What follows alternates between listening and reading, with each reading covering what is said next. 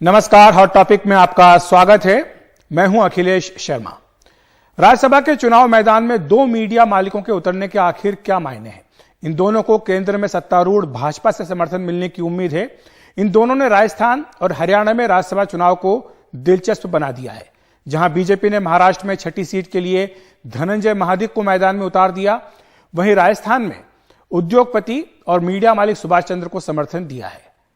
वहीं हरियाणा में TV channel के मालिक कार्तिकेय शर्मा को बीजेपी के सहयोगी जेजेपी ने समर्थन दिया और बीजेपी के सरप्लस वोटों पर उनकी उम्मीद टिकी है।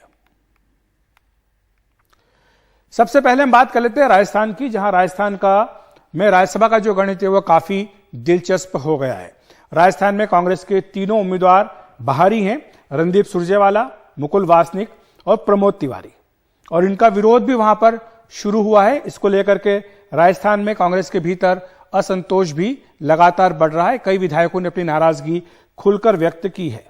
और वहीं पर अब चौथी सीट के लिए सुभाष चंद्रा के मैदान में उतरने के बाद सुभाष चंद्रा और प्रमोद तिवारी के बीच में चौथी सीट के लिए मुकाबला होना तय हो गया है।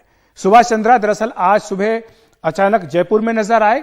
यह एक चौंकाने वाला फैसला था और बीजेपी नेताओं ने उनका और पार्टी के उम्मीदवार जो आधिकारिक उम्मीदवार है घनश्याम तिवारी, उनका बाकी सब लोगों से परिचय करवाया। उसके बाद नामांकन किया है सुभाष चंद्रा ने बीजेपी के विधायकों के समर्थन से। अब हम आपको राजस्थान का चुनावी गणित बता देते हैं कि आखिर ये चुनावी गणित है क्या और सुभाष चंद्रा की उम्मीदें किस बात को लेकर के टिकी हुई हैं। राजस्थान विधानसभा में 200 सीटें हैं और वहां एक उम्मीदवार को राज्यसभा के जीतने के लिए 41 वोट चाहिए। कांग्रेस के पास 108 विधायक अभी हैं। इस तरह से 2 सीटों के लिए 82 वोट और बाकी बचते हैं 26 वोट। कांग्रेस का दावा है कि 44 वोट उनके साथ और भी हैं। इनमें 13 निर्दलीय हैं, 2 सीपीएम के हैं, 2 बीटीपी के और 1 आरएलडी का है। और उनका यह कहना है कि उनका एक उम्मीदवार आराम से चौथी सीट पर जीत सकता है इन अतिरिक्त वोटों के साथ। अगर हम भाजपा की बात करें तो भाजपा के पास यहां पर 71 विधायक हैं। 1 वोट के लिए जैसा हमने बताया कि 41 वोट चाहिए। इस तरह बीजेपी के पास 30 अतिरिक्त वोट बचते हैं और साथ ही निर्दलीय और आरएलपी के समर्थन मिलने के साथ सुभाष चंद्रा को जिताया जा सकता है। यह अपना बीजेपी का गणित है। और इसी तरह से हरियाणा में भी, राजस्थान की बात पर ही खत्म नहीं करते हैं, हरियाणा में भी आज राजनीतिक गतिविधियां अचानक तेज हुई हैं और जिस तरह से वहां पर बीजेपी की सहयोगी है जेजेपी, उसने अचानक से फैसला किया कि जो मीडिया मालिक हैं न्यूज एक्स चैनल के कार्तिकेय शर्मा, इनको राज्यसभा चुनाव में उनके जो 10 विधायक हैं वो समर्थन देंगे। कार्तिकेय शर्मा कौन है? ये पूर्व कांग्रेस के मंत्री रहे हैं पंजाब के, विनोद शर्मा उनके बेटे हैं और जेसी का लाल हत्याकांड के दोषी मनु शर्मा के भाई भी हैं। और कांग्रेस ने, आपको बता दें कि यहां से पूर्व केंद्रीय मंत्री अजय माकन को चुनाव मैदान में उतारा है। तो इस तरह से अब हरियाणा का क्या गणित बनता है? क्या कार्तिकेय शर्मा अजय माकन को चुनौती दे पाएंगे? इस पर भी एक बार नजर डाल लेते हैं, क्योंकि हरियाणा में विधानसभा की 90 सीटें हैं और यहां पर जीत के लिए एक उम्मीदवार को 31 वोट चाहिए। बीजेपी के पास, जिसकी अपनी सरकार है, 40 वोट हैं और इस तरह से बीजेपी के अपने जो उम्मीदवार हैं कृष्णलाल पवार, उनको जिताने के बाद बीजेपी के पास 9 अतिरिक्त वोट बच जाते हैं। जेजेपी के पास हमने कहा कि 10 विधायक हैं, जबकि 7 हरियाणा विधानसभा में निर्दलीय विधायक हैं, 1 आईएनएलडी के हैं और 1 एचएलपी के हैं। तो इस तरह से कांग्रेस के पास जीत के लिए जरूरी 31 विधायक हैं। यदि कागज पर अजय माकन को कोई हरा नहीं सकता, क्योंकि कांग्रेस के पास 31 विधायक हैं, लेकिन कांग्रेस के भीतर भी असंतोष है, नाराजगी है, कई सारे ऐसे मुद्दे हैं जो खुल करके सामने आते रहे हैं। और कांग्रेस के विधायक हैं कुलदीप बिश्नोई, उनकी नाराजगी जो है वो कांग्रेस की दिक्कत को बढ़ा रही है, क्योंकि कुलदीप बिश्नोई हाल ही में बीजेपी के आला नेताओं से मिल चुके हैं। तो इस तरह से वो अपने ऑप्शंस को खुला रख रहे हैं। आज जब अजय माकन ने पर्चा भरा तो कुलदीप बिश्नोई उस समय मौजूद नहीं थे और शायद यही कारण है कि कार्तिकेय शर्मा को पर्चा भरवाया गया और निश्चित तौर पर बीजेपी भी अपने सरप्लस वोटों को उनकी ओर ट्रांसफर करेगी। अब बात कर लेते हैं महाराष्ट्र की। महाराष्ट्र की अगर हम बात करें तो यहां पर 6 सीटें हैं राज्यसभा की और यहां पर बीजेपी को जो आज की ताकत उनके पास है, 2 सीटें मिलना तय है। एनसीपी, शिवसेना और कांग्रेस को उनकी मौजूदा ताकत के हिसाब से 1-1 सीट मिलना तय है। लेकिन छठी सीट के लिए बीजेपी और शिवसेना के बीच टक्कर होना अब तय है, क्योंकि बीजेपी ने धनंजय महादिक को इस छठी सीट के लिए चुनाव मैदान में उतारा है, जबकि शिवसेना ने संजय पवार को चुनाव मैदान में उतारा है।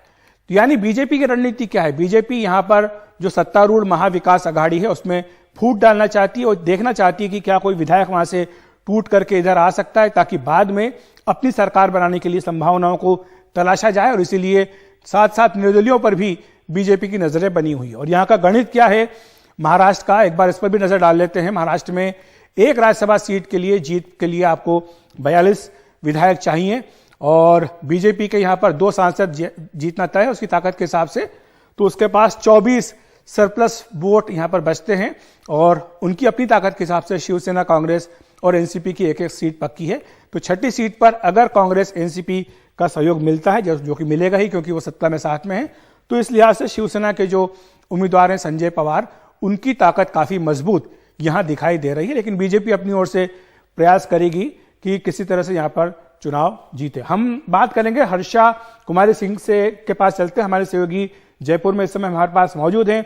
हर्षा, आपसे समझना चाहेंगे कि राजस्थान का चुनाव इस समय काफी ज्यादा दिलचस्प हो गया है। राज्यसभा का सुभाष चंद्रा के उतरने के बाद अशोक गहलोत की मुश्किलें एक के बाद एक लगातार बढ़ रही हैं, क्योंकि हमने देखा था सचिन पायलट की बगावत के टाइम पर भी उन्हें रिजॉर्ट पॉलिटिक्स करनी पड़ी थी, अपने विधायकों को खेमे में रखना पड़ा था। और इसी तरह से एक बार फिर से कहा जा रहा है कि कांग्रेस के जो राजस्थान के विधायक हैं उनको वर्कशॉप के नाम पर जयपुर में एक जगह पर इकट्ठा किया जाएगा ताकि उनमें कहीं से सेंध न लग पाए। तो एक तरह से फिर से चुनौती है अशोक गहलोत के लिए ये।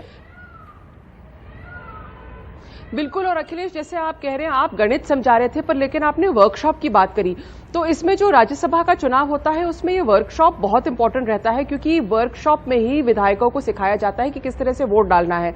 आपको याद है कि अगर हल्का सा लाइन भी उसमें दो लाइन हो जाए या शाही ज्यादा गिर जाए या किसी तरह से राइटिंग सही नहीं हो तो वो भी वोट खारिज हो जाता है। और कभी कभी वोट जो खारिज होते हैं ना, वो भी गणित को बिगड़ा सकते हैं, उससे भी गणित बहुत ज्यादा बिगड़ जाता है, खासकर जब ये बहुत ही क्लोज कॉल होता है। तो आप देख रहे हैं कि 2 सीटें तो कांग्रेस आराम से जीत लेगी, 108 है। अब जो तीसरी सीट है उसके लिए कांग्रेस को 15 एक्स्ट्रा वोट चाहिए और बीजेपी 1 सीट आराम से जीत लेगी। और जो तीसरी सीट है, जो सुभाष चंद्रा वाली सीट है, उसमें बीजेपी को 11 चाहिए। अब इसमें निर्दलीय है, बीटीपी है, सीपीआईएम है, आरएलपी है। आरएलपी ने कह दिया था हनुमान बेनीवाल की पार्टी ने कि हम बीजेपी से नाता तोड़ रहे हैं क्योंकि वो फार्मर्स के खिलाफ है। लेकिन अगर कोई इंडिपेंडेंट खड़ा हो जाता है बीजेपी बैक, तो फिर वो उनका सपोर्ट कर सकते हैं। तो इसलिए गणित बहुत दिलचस्प हो गया है और इनका सामना अब प्रमोद तिवारी और सुभाष चंद्रा आमने सामने है। और जाहिर है अशोक गहलोत की प्रतिष्ठा अब दाव पर है। लेकिन हर्षा, इसमें संयम लोढ़ा जो कि अशोक गहलोत के एडवाइजर माने जाते हैं, उनका जो ट्वीट आया बाहरी उम्मीदवारों को लेकर, वो क्या संकेत देता है? क्या अशोक गहलोत भी खुश नहीं है इन तीनों बाहरी उम्मीदवारों से? और जो दूसरी तस्वीर आज हमने देखी है कि सचिन पायलट और रणदीप सिंह सुरजेवाला में बहुत ही नजदीकी से गुफ्तगू हो रही थी, तो क्या सचिन पायलट पर भी सबकी नजरें रहेंगी कि वो क्या रुख अख्तियार करते हैं? देखिए, सचिन पायलट तो अभी पूरी तरह से पार्टी के समर्थन में दिख रहे हैं। वो वहां पर गए भी थी नॉमिनेशन फाइल करवाने के लिए और वो हर मंच पर साथ ही दिख रहे हैं।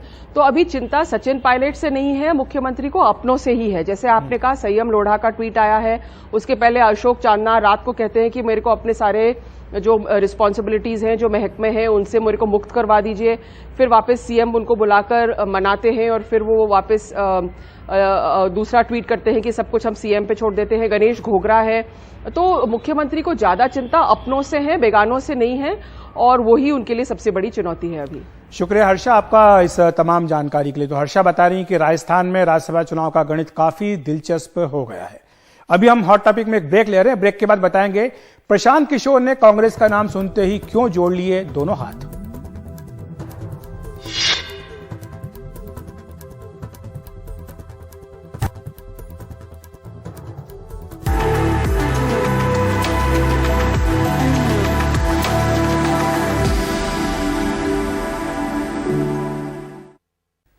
दिल्ली के स्वास्थ्य मंत्री सत्येंद्र जैन को आज अदालत में पेश किया गया और उन्हें 9 जून तक ईडी की हिरासत में भेज दिया गया है।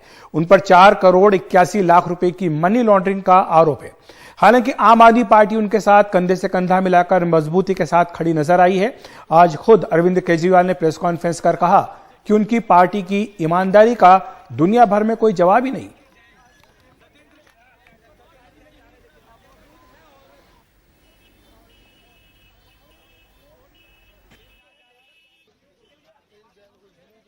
दिल्ली के स्वास्थ्य मंत्री सत्येंद्र जैन जी को केंद्र सरकार ने गिरफ्तार किया है। मैंने सत्येंद्र जैन के मामले के सारे कागज देखे हैं। केस बिल्कुल फर्जी है। हम कट्टर ईमानदार और देशभक्त लोग हैं। हम लोग भ्रष्टाचार को देश के साथ गद्दारी मानते हैं। सर कटा सकते हैं तो भ्रष्टाचार नहीं करेंगे। देश के साथ कभी गद्दारी नहीं कर सकते। मैंने सत्येंद्र जैन के सारे कागज खुद देखे हैं। पढ़ा लिखा आदमी हूं, कानून की भी बहुत समझ है। इनके ऊपर लगाए गए सारे आरोप फर्जी हैं। पूरा का पूरा मामला फर्जी है। केवल राजनीति की वजह से उन्हें गिरफ्तार किया गया है। अगर उनके मामले में 1% की भी सच्चाई होती तो मैं खुद ही कब का उनके खिलाफ सख्त एक्शन ले चुका होता। अब बात कर लेते हैं प्रशांत किशोर की, जो कि पूर्व चुनावी रणनीतिकार हैं और अब राजनीति में अपनी जड़ें और जमीन तलाश रहे हैं। वो कांग्रेस को दूर से ही प्रणाम कर रहे हैं, जबकि कुछ दिनों पहले तक ये कयास लग रहे थे कि प्रशांत किशोर कांग्रेस में जल्दी ही किसी अहम पद पर नजर आएंगे। वे कांग्रेस को नया जीवन देने के प्रोजेक्ट पर काम करते हुए बताए जा रहे थे। सैकड़ों पन्नों की पीपीटी भी उन्होंने तैयार कर ली थी। लेकिन अब ऐसा क्या हुआ कि कांग्रेस का नाम लेने पर वो दूर से ही हाथ जोड़कर नमस्कार कर रहे हैं? सुनिए प्रशांत किशोर से।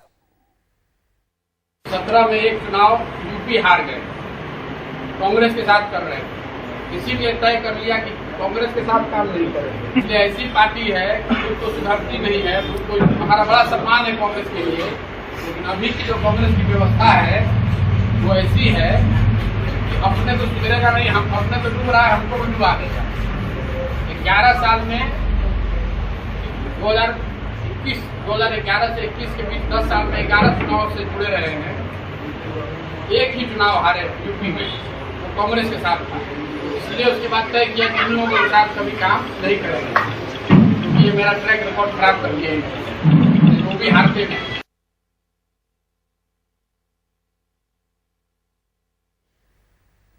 तो हॉट टॉपिक में इतना ही। नमस्कार।